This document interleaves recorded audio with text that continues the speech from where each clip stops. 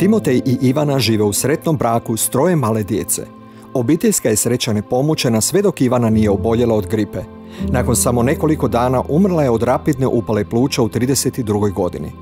Timotej je preko noći ostao sam s 3 djece u dobi od 8, 5 i 2 godine. Kako se Timotej nosi s takvim udarcem, pogledajte u ovoj emisiji.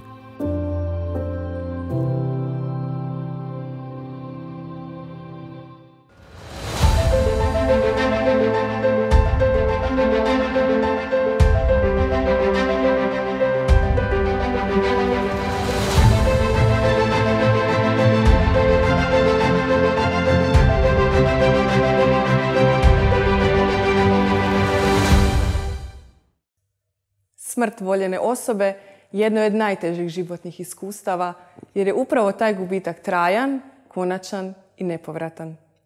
Osoba koja je doživjela traumu gubitka voljene supruge naš je današnji gost u emisiji Osobno. Pozdravljam u studiju Timoteja Špičaka, pastora Baptističke crkve u Petrinji. Hvala, srdačan pozdrav i vama i gledateljima. Budući da se Timotej i ja poznajemo već dugo vremena, evo preći ćemo na ti. Može. Hvala ti što si došao u našu emisiju podijeliti svoju priču. Drago mi je. A o tome kako je započela Ivanina i Timotejeva priča, pogledajmo u kratkom dokumentarnom prilogu. Ljubav između Timoteja i Ivane rodila se dok je ona još bila srednjoškolka, a on student teologije. Po završetku školovanja vjenčali su se i proveli prve godine braka u Osijeku. Nakon toga se sele u poratni Pakrac gdje Timotej preuzima službu pastora. Njihov je životni moto služiti ljudima u potrebi i tako im prenijeti Božju ljubav. Pokrenuli su brojne humanitarne akcije. Ljudi su osjećali Ivaninu toplinu, susretljivost i suosjećajnost dok im je služila. Njihova posebna ljubav su djeca. Pripremali su brojne radionice s djecom u kojima su im važne životne i vjerske teme približili na interesantan i razumljiv način. Njihova se obitelj povećala dolaskom 3 sina, Joela, Kaleba i Elima. Život im je ispunjen i rade ono što vole i žive svoje snove kao bračni par i obitelj. U dokumentarnom prilogu smo vidjeli da ste ti, Ivana, pomogli velikom broju ljudi i djece u vašem gradu i to stvarno zvuči kao veoma sretan i ispunjen život. No onda se sve to promijenilo jednog petka u ožujku 2012. godine i ti si zaključio da nešto s Ivanom nije u redu tada. Što se dogodilo? Pa zapravo ona je izgledala dosta dobro. I mi smo došli sa snimanja emisije Lijepom našom. Baš smo se onako i sredili, uživali smo. To je bilo nakon dugo vremena, bili smo sami bez djece. I vratili smo se sa snimanja emisije. I ona je rekla kako se ne osjeća dobro. Još smo napravili neke fotografije, onako sređeni. I skinula se i otišla leći i tu se pojavila temperatura i jednostavno slabost, klonulost tijela. U tom trenutku već su nam djeca bila bolesna, pa smo mi tome dali malo i pripisali iscrpljenosti njezinoj od svega toga i evo, tako nekako je započeo taj bolan trenutak. Kako se njezino stanje pogoršalo? Jednostavno, nedjelju na večer smo otišli na hitnu. Tamo je imala nekakav mali pregled i razgovor sa liječnicom i vratili smo se kući. Lijekove koje je uzimala nisu baš nešto djelovali. Njoj je bilo sve teže i teže. Mene ponedjeljak već čekala nova obaveza, imao sam i neku sahranu. I evo, u svemu tome jednostavno ona se borila sa djecom i sama sa sobom, skidala temperaturu. Na večer je stanje bilo sve gore i gore i preko noći smo zvali hitnu, tražili pomoć. I evo, nekako to se sve brzo odvijalo, ni sam nisam svjestan kako je to bilo šokantno, iznenada i ujutro je ona jednostavno otišla. Kada je stanje bilo jako loše i kada si shvatio da joj sam ne možeš pomoći, jesi razmišljao da ju odvedeš sam na hitnu, budući da oni nisu htjeli doći kod vas? Da, bila je to stvarno kompleksna situacija, trenutak kad sad razmišljam, zato što mi smo napravili sve što smo zapravo mogli u tom trenutku. Poseban trenutak kojeg se sjećam je bio kad smo ležali u krevetu i kako smo stvarno vjerovali svim srcem Bogu i u snagu molitve. Ona je jednostavno rekla: Timotej, stavi ruku ovdje i moli se za mene. Osjećam, jako teško dišem i nije mi dobro. I mi smo se tad molili i ona onda rekla: želim preći u dnevnu sobu na kutnu garnituru, tamo ću se lakše moći namjestiti i stavit ću si jastuk i jednostavno vjerujem da će biti lakše. I tako je ona otišla u dnevnu sobu i tu su stvari bile u prvom trenutku dosta dobro, međutim ona je bila sve lošije i lošije i zvao sam hitnu, ona više nije mogla zapravo ni hodati jer sam ju ja doveo do kutne garniture. Djeca su bila bolesna, temperatura, ona je meni rekla: odi, malo odspavaj, iscrpljen, ne možeš ništa. Ja sam nagovarao ju: hajdemo na hitnu, nekako ću te niz stepenice odnijeti, nije bitno, idemo dolje. U tom svemu ona rekla: već sam bila, evo, bit će dobro do jutra, pričekaj me pa ću se doktoru svom javiti. Međutim, ja nisam odustajao, ja sam u tom času zvao hitnu. Na hitnoj, nažalost, nisam baš naišao na susretljivost i iako smo mi stanovali jako blizu bolnice, jednostavno nije bilo sluha.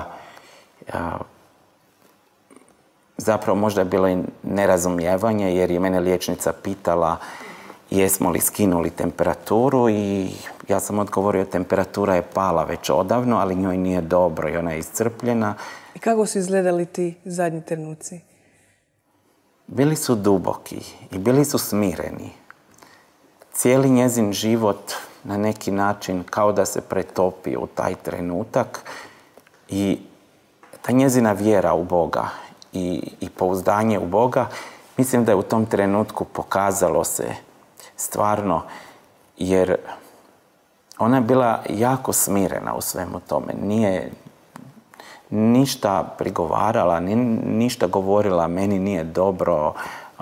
Čak na neki način, ako je osjećala da odlazi, nije o tome govorila. Ja sam malo ga zagrlio, pomolio sam se s njim i htio sam ga ispratiti. Još sam mu rekao: sine, evo, ajde još mami daj pusu, ne može se ustat, nije joj dobro. I kako sam se zakrenuo, tako sam jednostavno vidio osmijeh na njezinom licu i jednostavno sam znao to je to. Ona je otišla. Osmijeh je bio na licu, to je jedino što je ostalo. I zvali smo brzo hitnu, sin mi je rekao broj hitne. Brzo smo zvali, ja sam ga poslao u sobu, rekao: odi sine u sobu.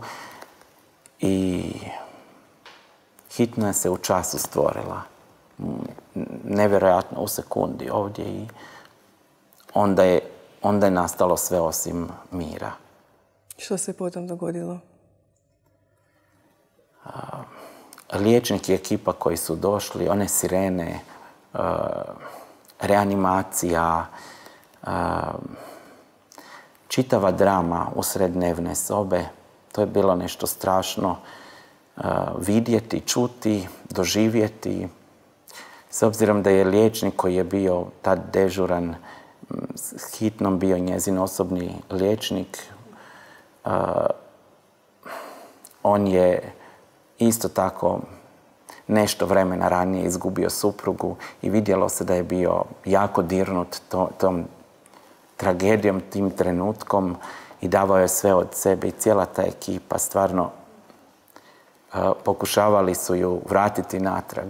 Ja sam imao cijelo vrijeme onako, Bože, smiluj se, molitvu, ali istovremeno taj nekakav mir u svemu tome, znao sam, nema povratka, otišla je. Što ti je u tim trenucima organizacije sprovoda bilo najteže? Čekanje mrtvozornika koji nikako nije došao, to je trajalo i trajalo. I ja sam Ivanu oblačio, češljao, kosa joj je bila od reanimacije, od svega toga jako vlažna, prljava. Imala je prekrasnu kosu i pleo sam joj pletenice i jednostavno, evo, ti neki trenuci bili su teški, ali to je bio i neki trenutak mog opraštanja s njom.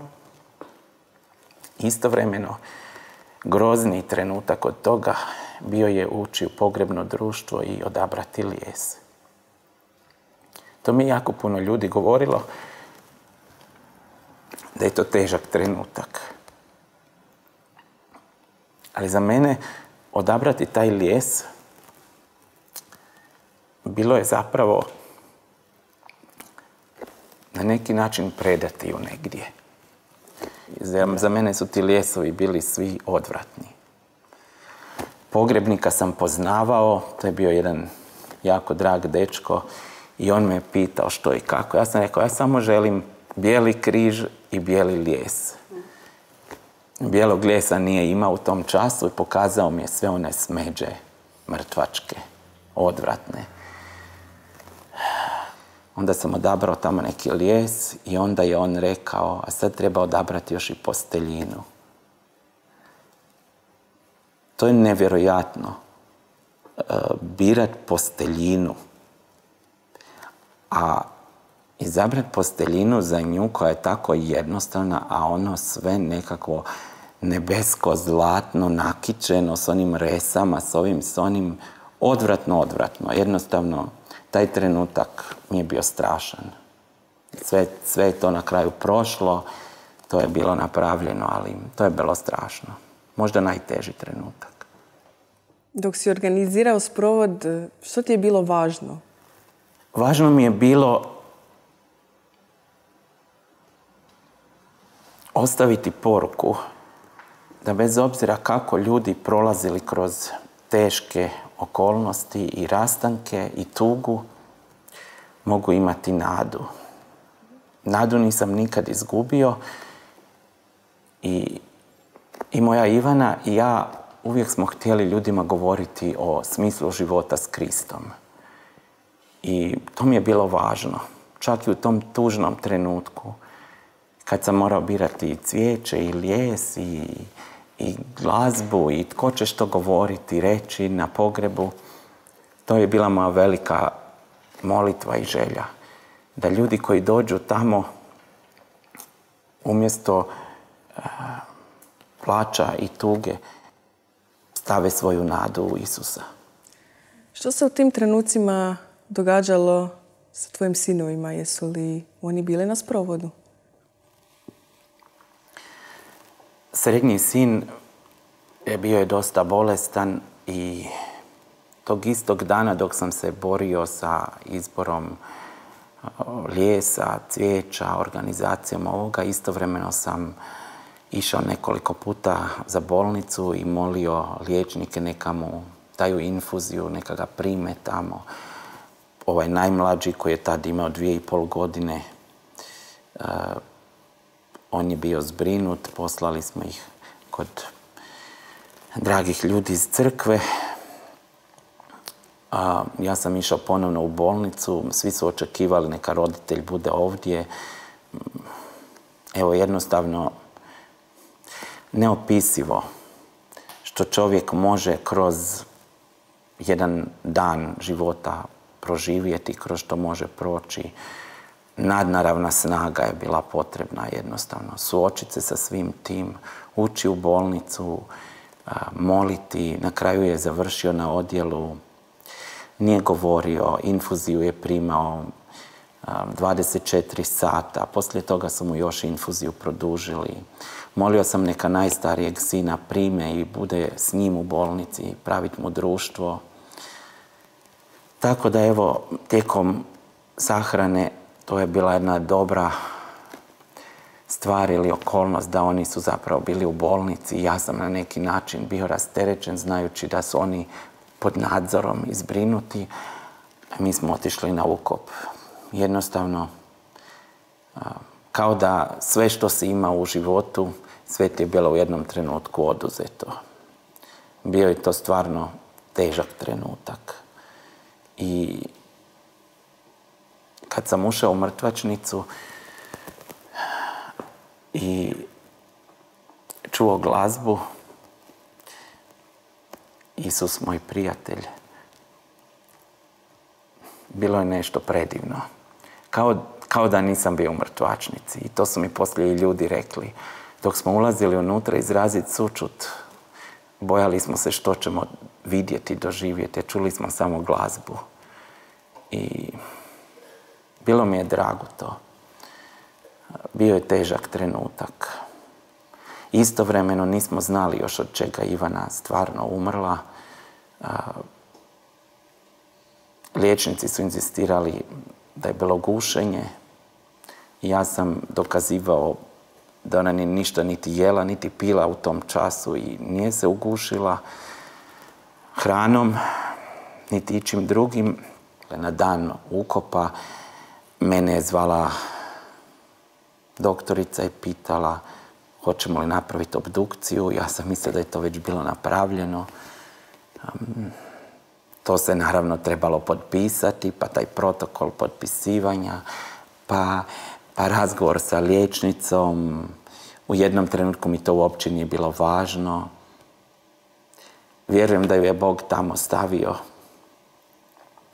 I bit ću je zahvalan cijeli život.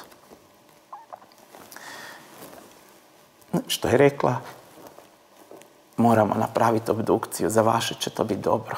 Bićete smireni, značite što je. I mi smo pripremali ukop, ona je imala u podne obdukciju, a u 3 sata poslije podne je bio ukop. To je sve bila eksplozija u glavi. Jednostavno nevjerojatno. Trenuci ulaska u mrtvačnicu.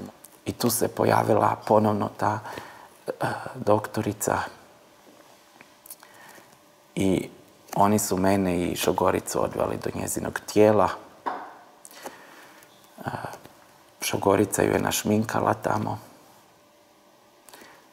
I onda smo trebali mami Ljubici pokazati ju. Oni su došli iz Zadra. To je bio jako bolan trenutak. Naravno i meni je bilo teško roditeljima reći. Sjećam se trenutaka kad je njezin otac rekao, evo predajem ti ju, znam da ćeš brinuti za nju. Bilo je teško, ali taj jedan mir koji nam je Bog davao u tom trenutku je bio neopisiv, jednostavno iskustvo koje je bilo stvarno. Gubitak majke je nezamisliva trauma za dijete. Kako si ti svojim sinovima objasnio što se dogodilo s njihovom mamom? Da, s obzirom da sam jako puno svog života i vremena posvetio radu s djecom i poučavanju djece, na čudesan način sam iskusio i taj trenutak kako djeci pomoći, kako ih suočiti s onim čega oni nisu bili svjesni. Dakle, na večer su se pozdravili s majkom i ujutro je više nije bilo.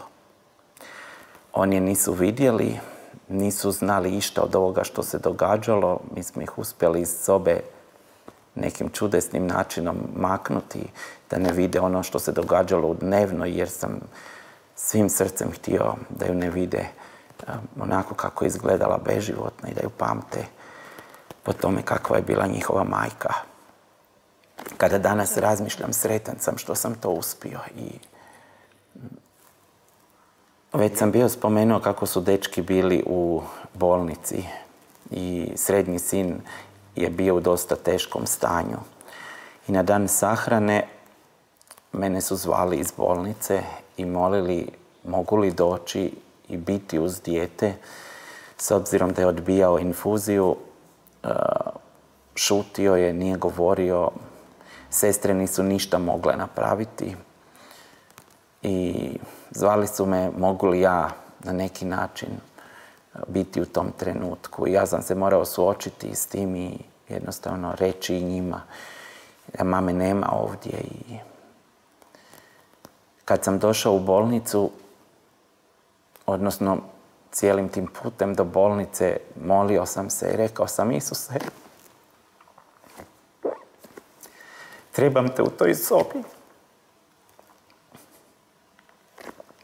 Što ću s tim djetetom napraviti? I dok sam ulazio unutra, vidio sam ga iscrpljenog, od temperature, izmučenog. Nije uopće izgledao na sebe. Šutio je, što god sam rekao, nije odgovarao. I sjeo sam pored njega na krevet. I vjerujem da mi je Bog u tom času dao nešto originalno. S obzirom da smo Kaleb i ja ljevaci, a Ivana i Joel i Elim dešnjaci, ja sam njemu rekao ovako. Znam da ti je teško što te mama ne može zagrliti. Ali hajdemo se dogovoriti. Kad te podragam lijevom rukom, to će biti kao da sam te ja podragao. A kad te dodirnem desnom rukom, to će biti kao da te mama. Jel važi? I one sjajne oči su još više zasjajile i u tom trenutku otvorio usta i rekao, važi. I tu se dogodila prekretnica zapravo. Mogao sam s njima razgovarati i ispričati im u nekoliko rečenica, kratko. Mama više nije s nama.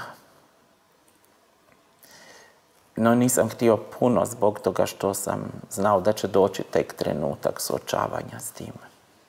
Kako je izgledala tvoja prva noć bez Ivane? Znači, kad su se meni dečki vratili iz bolnice i šogor i šogorica su ostali najduže i oni su otišli, to je zapravo bila prva noć koju ja računam bez nje, kad sam bio potpuno sam, jer dok su drugi ljudi bili, to nije bilo to.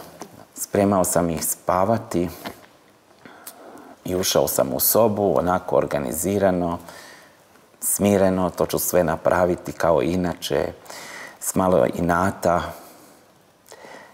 Ja ću biti tata i brinut ću za tu djecu. Ne trebam pomoć drugih. Jednostavno tako sam ušao u sobu. Ali kad sam ušao u sobu i došao do kreveta, njih poljubio, pozdravio se s njima. Imali su krevet na kat i držao sam se tako za taj krevet. I u jednom trenutku mi je prošla misao kroz glavu, što ako ti padneš u nesvijest? Jer mi se to ranije znalo dogoditi od stresa, niskog tlaka i tako. Što ako ti padneš u nesvijest i ostaneš u hodniku ležati?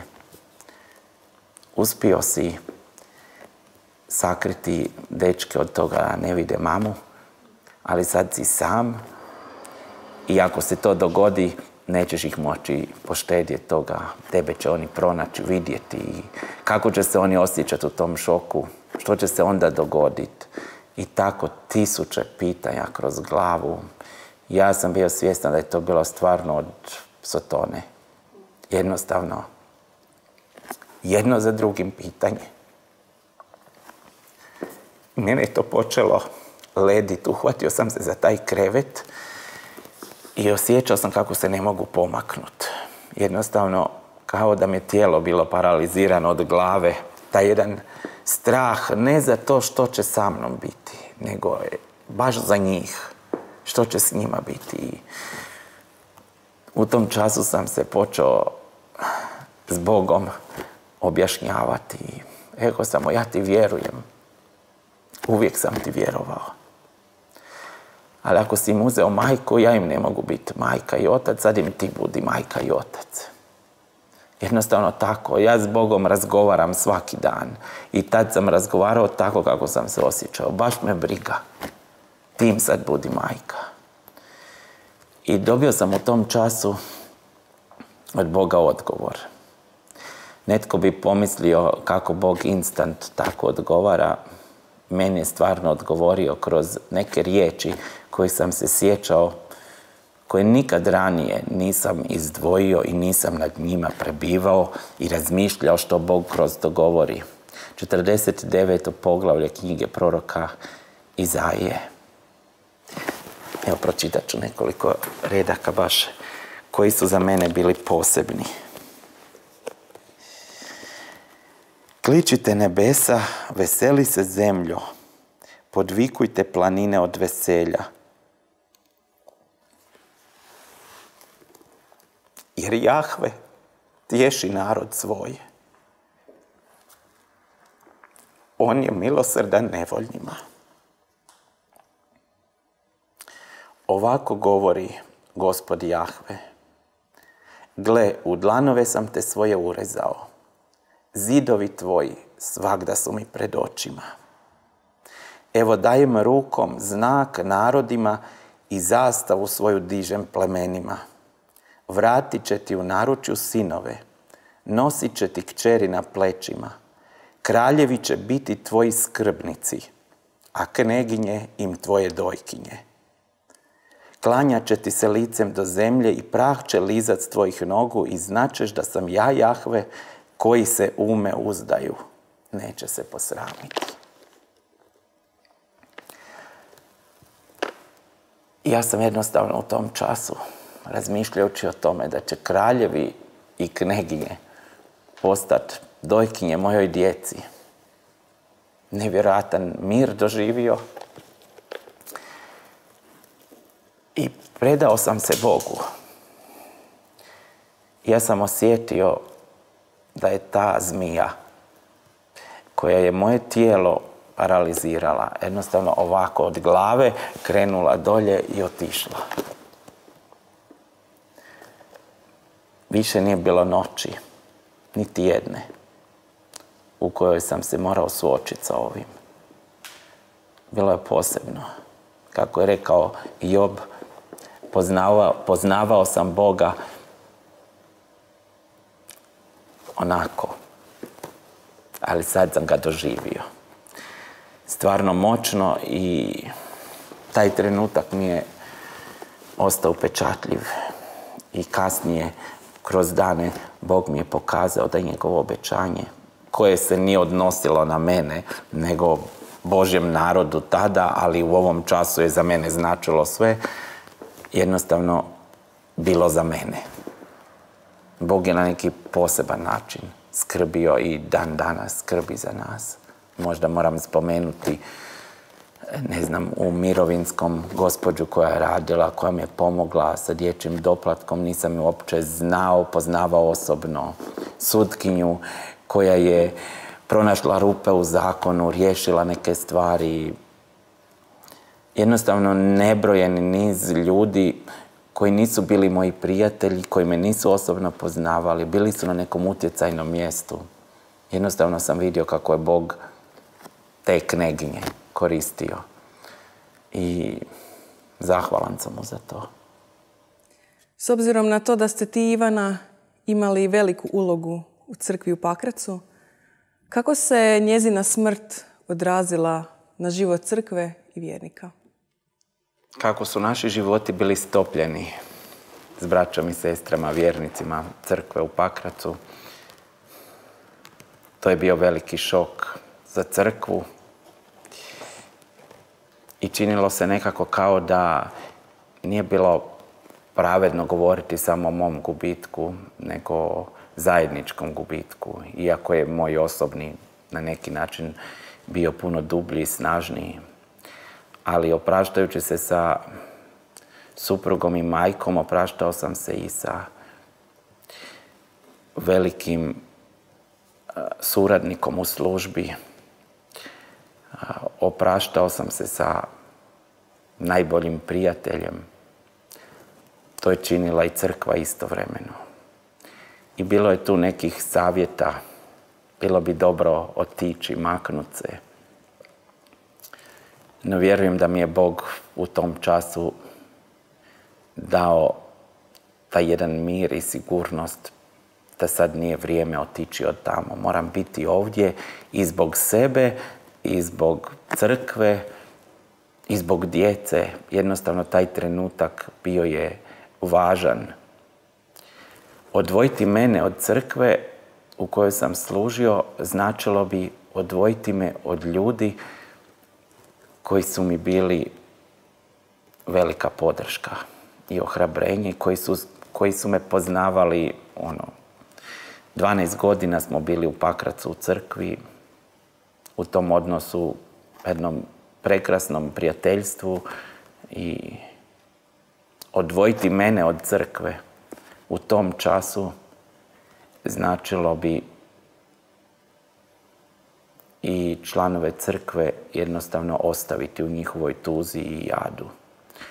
S obzirom da smo mi stanovali u crkvenom stanu koji je bio u istoj zgradi gdje je i Bogoštovna dvorana, ulazak u te prostorije bio je uvijek ulazak u kuću gdje je netko umro. I to je bilo jako teško. I za članove crkve koji su dolazili na Bogoštovlja, bilo je teško ući unutra i vidjeti nje nema, koja je uvijek bila tu i bila je na vratima i pozdravljala i dočekivala ljude koji su dolazili, i svi su uvijek rekli da su te njezine riječi bile melem. Dakle, to je bio prvi susret. Na ulasku u crkvenu zgradu, dakle, iskustvo nekoga nema tu. Onda pogledati djecu koja su bila 2,5 godine, 5,5, 8,5 godina, koji sami sjede. Tu su bile neke sestre koje su pomogle brinuti za djecu dok sam ja bio na propovedonici i govorio. Bilo je teško vidjeti mene gore, suze su išle u oči. I crkva se zapravo s tim nosila vrlo hrabro, i znam da su bili predani u molitvi za mene i za djecu. Istovremeno, svaki put kad sam se popeo gore i stao pred njih sve, znam da sam bio izložen kao pred reflektore. I svi su me gledali i svaku moju riječ slušali, upijali. S druge strane, ta snaga koju sam ja primao, doživljavao, bilo nešto posebno. I znam da je to vrijeme koje sam proveo tamo, prije nego što sam odselio se na drugu službu, bilo dragocjeno i morao sam biti tamo. Istovremeno sam dobivao jako puno poruka. Pisao sam svoj osobni dnevnik, žalovao. Svaki SMS, svaki e-mail, svaki telegram, što god sam dobio, toplu riječ, poziv, zapisao sam, zabilježio, razmišljajući neka to djeca vide. Bio je tu, kako kaže Hebrejima poslanica, oblak vjernih svjedoka, braća i sestre koji su na neki način držali me kroz to. I ja njih, a Bog nas sve zajedno držao. I evo, bili su to lijepi trenuci. Teški, ali lijepi. Jer smo znali da je vjeran Bog koji nikad svoje ne ostavlja. Spomenuo si da si u svom procesu žalovanja zapisivao poruke drugih ljudi. Što ti je još pomoglo u tom procesu žalovanja? Nije mi nikad bilo dosadno i trenuci koje sam provodio sam značili su mi jako puno. Suprotno mnogima koji su rekli kako ne vole samoću i ti sati večernji da su ih ubijali, meni su ti sati bili melem. Kako sam inače bio jako puno s ljudima, uvijek sam se rado vraćao u tišinu, jer sam osoba koja strašno volim tišinu i mir. I kad sam djecu stavio spavati, jer tu je bilo puno obaveza, dakle 3 male djece s njima, sve izorganizirati, pripremiti, spremiti. Kad sam djecu stavio spavati, onda sam osjećao da je to moje vrijeme u kojem sam nalazio radost, razlog za život dalje, neodustajanje. Puno sam pjevao. U tim trenucima nisam mogao puno čitati Bibliju. Jednom je Božja riječ kao vjerniku dolazila. Smatram to blagoslovom, da ono što je bilo u srce stavljeno, usađeno, to je jednostavno izlazilo i moj um jednostavno bio je hranjen time. Podsjećao sam se jako puno riječi. Također, pjevao sam pjesme, slavio Boga. Možda čudno netko bi rekao, tad ljudi ne mogu pjevati, ali ja sam sjeo u auto i ako sam putovao, pjevao sam dokle god nisam došao do odredišta. Glasno, nije me uopće bilo briga je li me itko čuo ili nije. Jednostavno, bili su to lijepi trenuci i kroz mnoge pjesme mi je Bog govorio, ohrabrio me. Pomoglo mi je što sam tijekom svog obrazovanja slušao neke predmete, posebno o žalovanju. Možda bi izdvojio nešto, malo od onoga što sam pisao ili što su mi drugi pisali. Spomenuo sam da su me ljudi hrabrili i pisali. Evo ovako, jedan SMS sam prepisao. Dragi Timotej, zahvalan sam Gospodu koji te snaži i potrebljava da možeš prenijeti tako divne poruke. Hvala ti. Molim i vjerujem da Gospodin govori našim srcima samo kad smo voljni čuti. I vjerujem da ga ti slušaš u ovim trenucima. Bilo je jako puno takvih riječi. Evo nešto osobno. Danas je bila sahrana drage sestre Marice i Gospodin mi je ponovno pokazao da s njim mogu sve. Stajati pred svima i govoriti bilo je teško, ali sve mogu onome koji mi moć i snagu daje. Hvala ti, Gospodine, što poznavajući tebe, moj strah nestaje, brda se tope i krše se prepreke.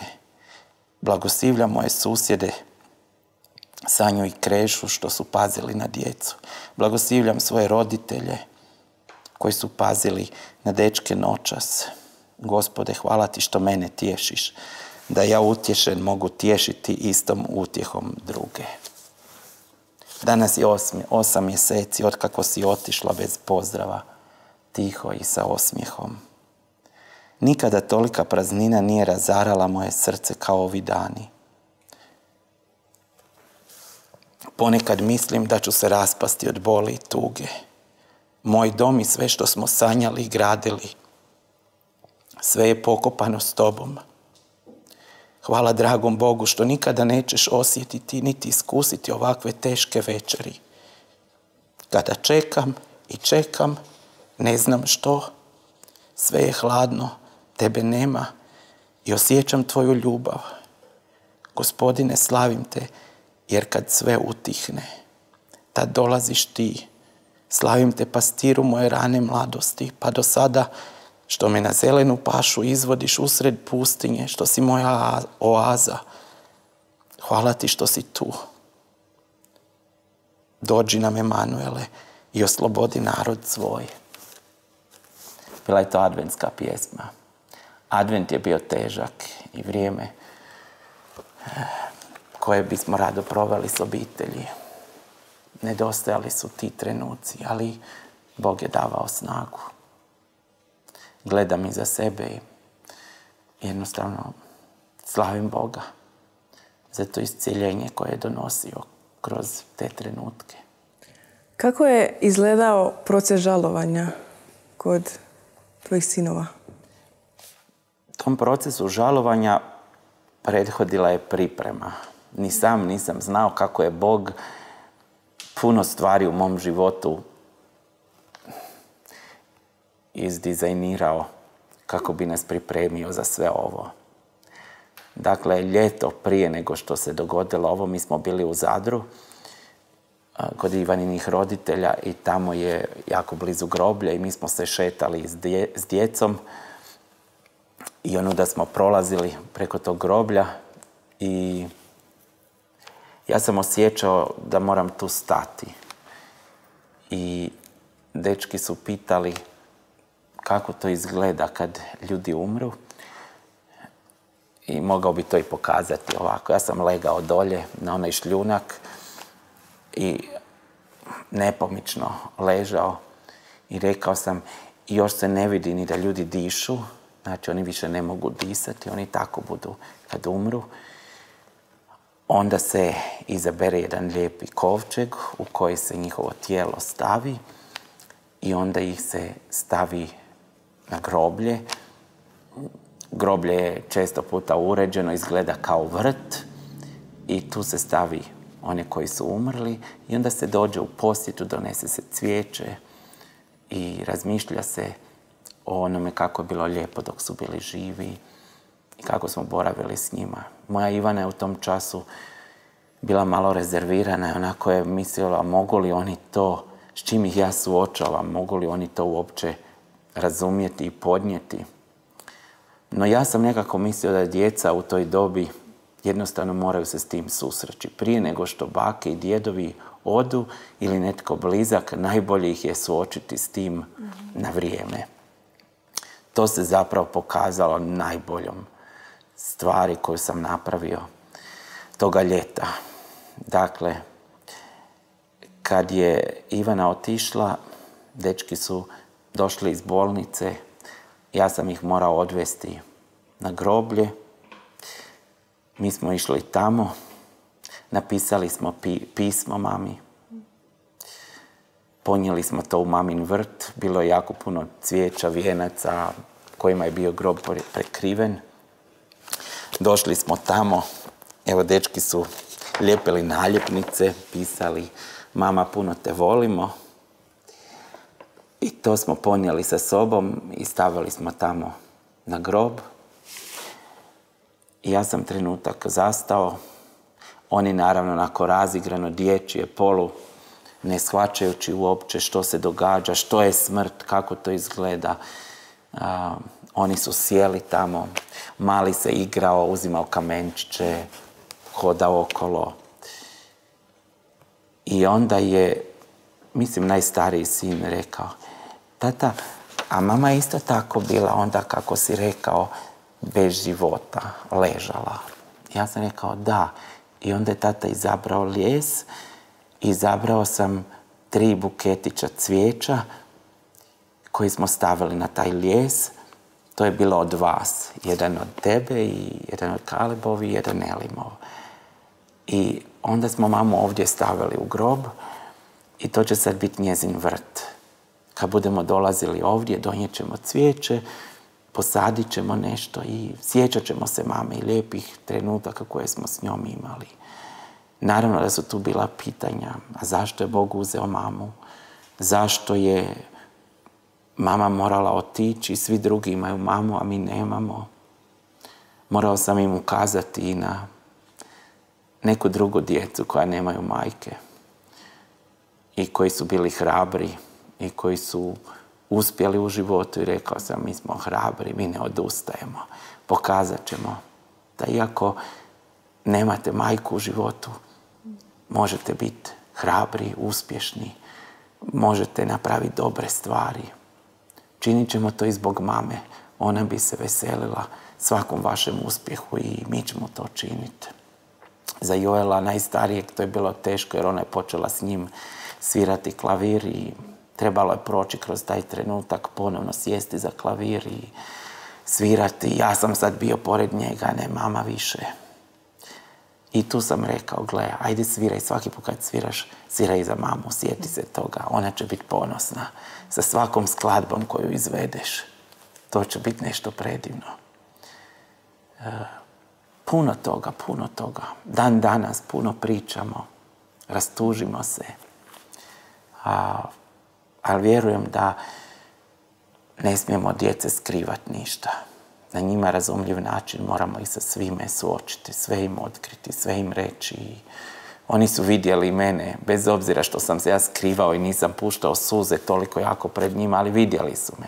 Vidjeli su kad sam počeo plakati, vidjeli su da njihov tata više nije skakao po kući od radosti, nego letio s jednog posla na drugi oko njih. Sjećam se, jednom Mišogorica bila, pričali smo tako i tužni smo bili, mali je došao i počeo pjevati. Ja sam uskrsnuće i život, tko vjeruje u mene, ako i umre živjet će. On je nas ohrabrio. I tako smo mi jedni druge hrabrili iznova i imamo divnog Boga. Znam da će biti trenutaka kad ćemo plakati i kad se sjetim, kad ih sad pogledam, tinejdžere, 18 godina, 15, pomislim na njihovo vjenčanje, ženidbu. Ne znam kako će to biti. Svaka godišnjica, svaki rođendan, svaki Božić, sve što je bilo novo dolazilo, bilo je jako teško. Ali s Bogom preskačemo zidine. Evo, to je moje stvarno iskustvo, snaga da kroz to možemo proći i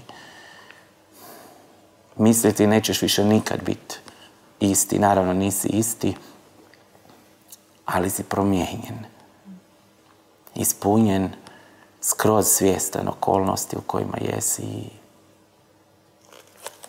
želimo to iskoristiti kao obitelj, pomoći drugima koji su u sličnoj potrebi, u tuzi i jadu. Ako možemo, tako pomažemo i sebi. Jer vjerujem da svako iskustvo koje smo doživjeli ima svrhu. Njime možemo obogatiti druge i na neki način biti blagoslov.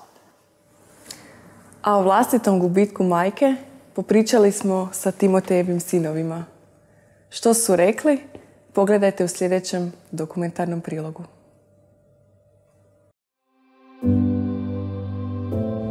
Nekako najviše se sjećam toga kad smo u kuhinji radili besklasne lepinje, to mi je nekako posebno u sjećanju ostalo i to bi često imali za večeru s mamom. Ja se najviše sjećam kad smo zajedno bili na moru i na plaži i da smo puno vremena provodili s mamom i u kuhinji kad smo radili kolače i kuhali i tako. Meni je to bilo teško prihvatiti zbog toga što je mama bila dio mog svakodnevnog života i više sam vremena provodio u toj dobi s njom nego s tatom.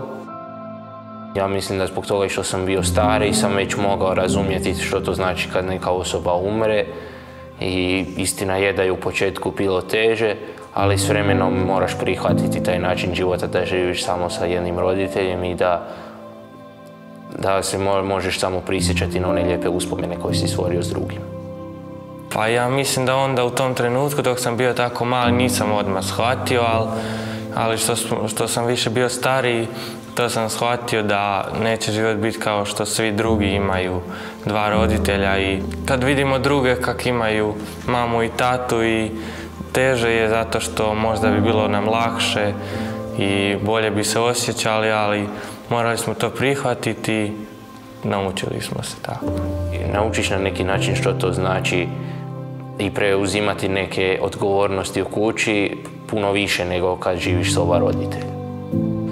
Ponekad te uhvati jad zbog toga što si sam i onda kad pogledaš druge u razredu oko sebe koji žive s oba roditelja i to ti na neki način bude i teško gledati i razumjeti tu situaciju i onda se sjetiš da, što kaže tata na životni moto, mi nismo oni koji odustajemo i onda se sjetiš, podigneš glavu i idemo dalje. Pa za mene tata znači puno i pružio nam je nešto što nekima ne pružaju ni dva roditelja i dobro nas je odgojio i to je to.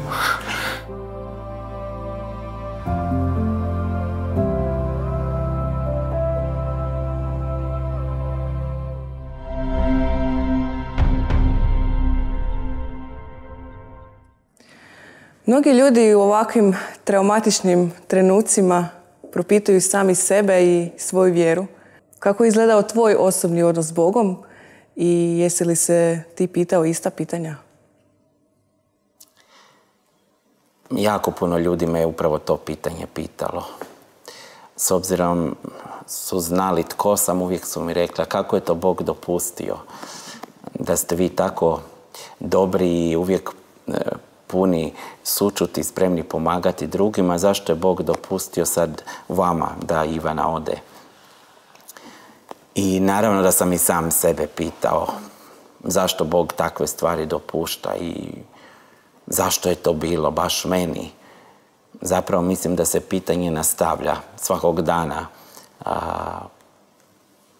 Dođe misao zašto baš ja, ali vjerujem da Bog ima odgovore, s njim sam se dogovorio kako sam bio već rekao.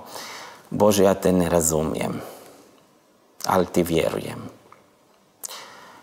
I da mi daš bilo koje objašnjenje i bilo koji odgovor, ja bi rekao, ali ti si Bog i mogao si učiniti drugačije.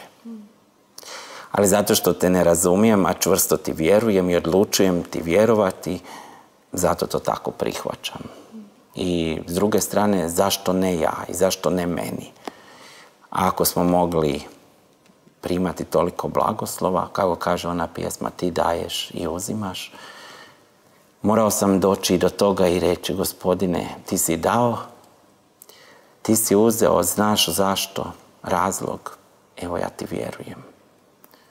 I neke odgovore možda naslučujem, primjećujem i prepoznajem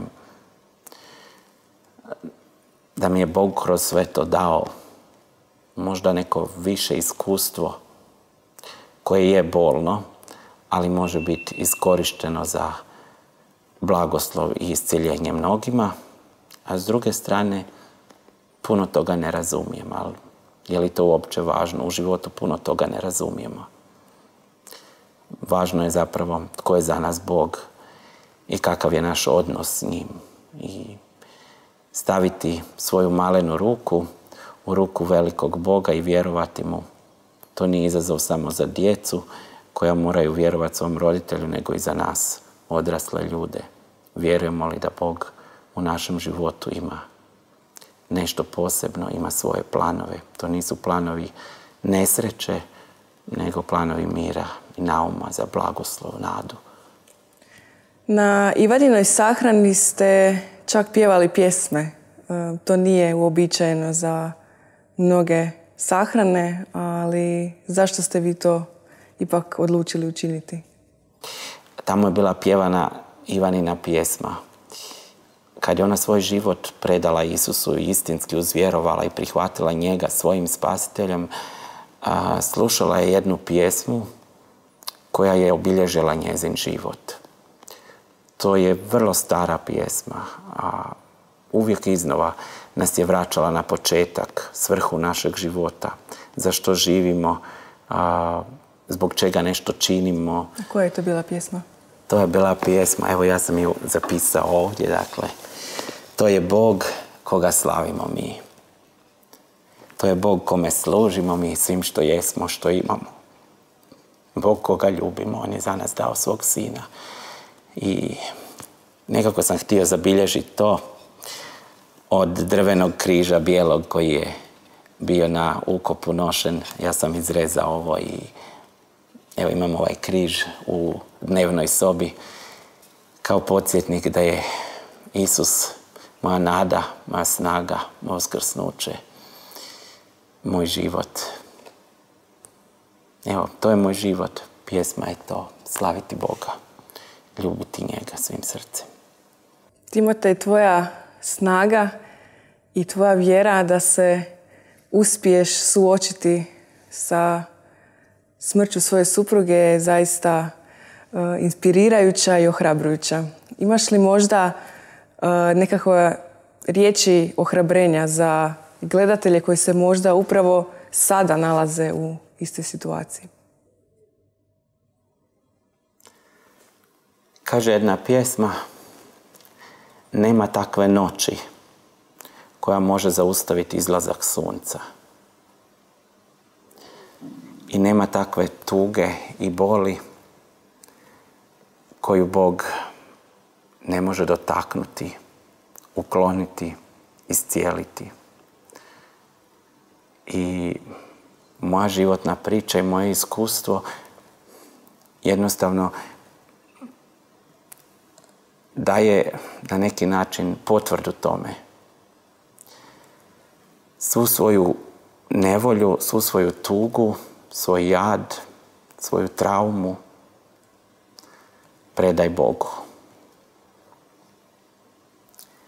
On će učiniti više nego što možeš zamisliti.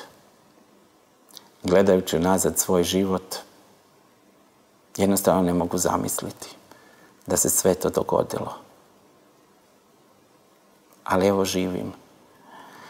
Živim s Bogom i svjedočim da tuga nije nešto što ostaje zauvijek. Tugu imamo u srcu i nosimo ju, ali to iskustvo Božje blizine, njegove brige, njegovog isceljenja snažnije od te tuge. To je kao da gledamo grob na koji je navaljen kamen i onda u jednom trenutku vidimo prazan grob i kamen je odvaljen. Onaj koji je sami život,